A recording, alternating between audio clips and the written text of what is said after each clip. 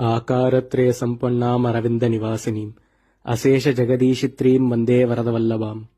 ஸ்ரீவைகுண்டத்துல பெருமாள் தாயாரோட கண் அசைவுக்கு புருவ நெரிப்புக்கு ஏத்த மாதிரி தான் உலகத்தை படைப்பாராம். ஆனா வரதன் பெருந்தேவி தாயாரோட புல்லாக்கு அசைவுக்கு ஏத்த மாதிரி தான் சகலமும் பண்றாரு. தாயாருடைய சிரிப்பு எப்பயுமே சேவையாகாது. அவங்களுடைய மூக்குத்தி புல்லாக்கு அதை மறைச்சே இருக்கும்.